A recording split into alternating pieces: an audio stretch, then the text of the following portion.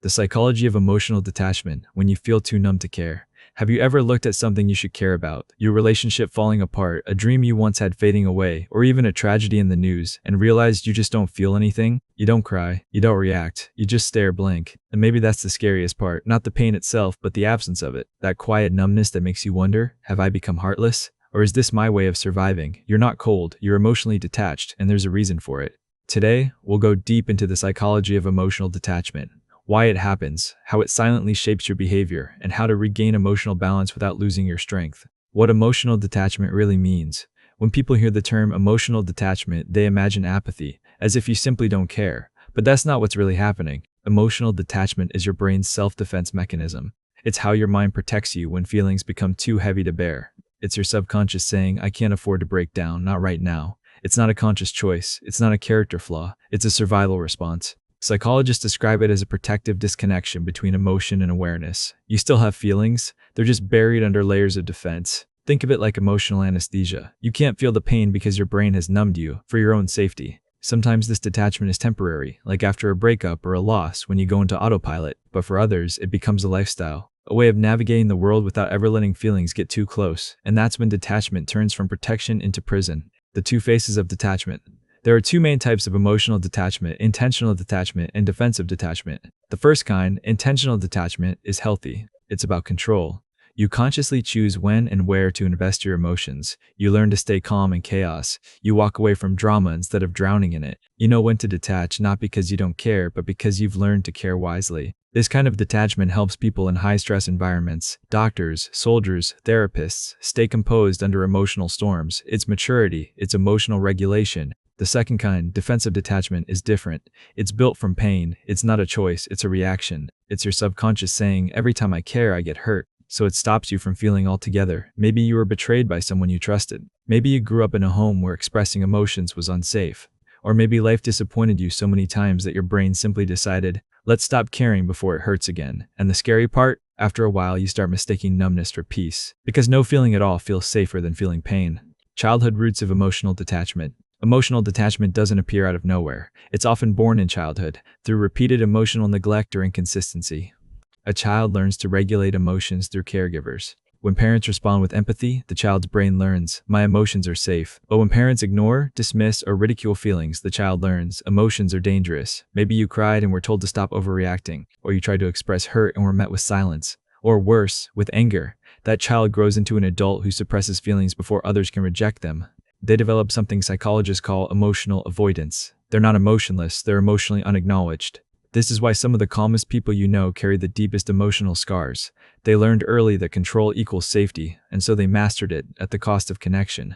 The science behind detachment emotion isn't just a feeling, it's a biological signal. It's your body's chemical communication system. When you experience emotions, the amygdala in your brain lights up, processing fear, anger, love, and joy. Then your prefrontal cortex, the logical part, decides what to do with that emotion. In a balanced brain, both systems work together. You feel something, you think about it, and then you respond. But under chronic emotional stress, abuse, trauma, repeated rejection, the brain rewires itself. The amygdala becomes hyperactive. The prefrontal cortex steps in to suppress it. Your brain literally starts to mute your emotions to protect itself. That's why emotionally detached people often appear logical, calm, or analytical. They live in their heads because their hearts have been overexposed. Neuroscientists have even observed that chronic emotional detachment can alter serotonin and dopamine levels, the same chemicals that affect motivation and pleasure. That's why emotional numbness often comes with fatigue, low motivation, and a loss of excitement for life. You're not lazy, you're emotionally disconnected from reward. How emotional detachment shows up in real life. Emotional detachment doesn't always look obvious. It hides behind masks. Let's break down a few examples. The calm one in conflict. You argue with your partner.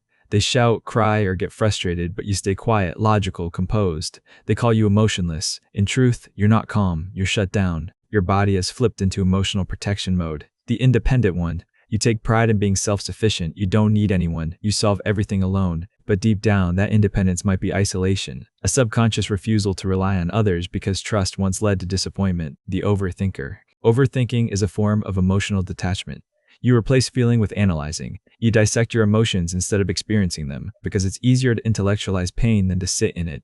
The workaholic or achiever. Some people detach by over-focusing on goals. They use achievement as emotional distraction. Every hour worked is an hour not felt. And then there's the emotionally stable friend. They're everyone's therapist, the listener, the rock. But when it's their turn to talk, they change the topic or laugh it off. They know how to handle everyone's emotions except their own.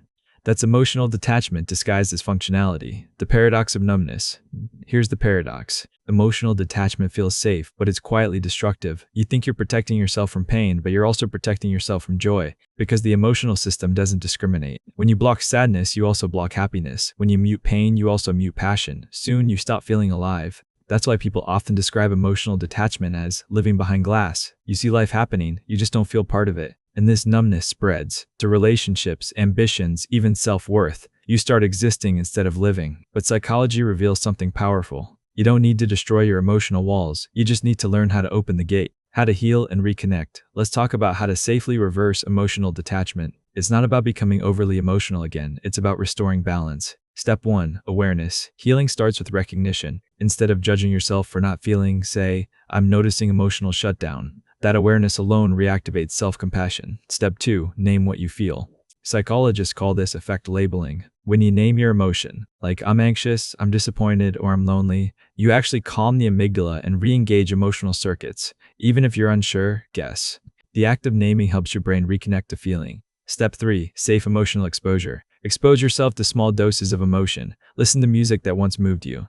Revisit movies that made you cry. Write letters you never send. This helps retrain your nervous system to handle emotion safely again. Step 4. Practice vulnerability in small doses. You don't have to open up to everyone. Start with one person or even a journal. Share something small, then something slightly deeper. Each act of vulnerability rebuilds emotional trust. Step 5. Reconnect with your body. Detachment lives in the body as much as the mind. Meditation, deep breathing, or even light exercise help you reconnect to physical sensations. Feeling safe in your body is the first step to feeling safe emotionally. Step 6. Seek professional help. Therapists use methods like cognitive behavioral therapy, EMDR, and mindfulness-based therapy to help people process old pain without re-traumatization. If your detachment feels heavy or chronic, help isn't weakness, it's rewiring. Emotional detachment in modern society. We also have to address something bigger. The modern world rewards detachment. Social media, hustle culture, and constant stimulation train us to suppress feeling. We scroll past tragedy, turn pain into memes, and measure worth through productivity. We call it focus, discipline, or not caring what people think. But often, it's just mass detachment, a generation too overstimulated to process emotion. We're so busy avoiding discomfort that we've forgotten what it means to feel deeply. But emotional numbness isn't strength, it's unprocessed humanity. And the more disconnected we become from feeling, the more disconnected we become from meaning. The art of controlled detachment. Here's where wisdom lies.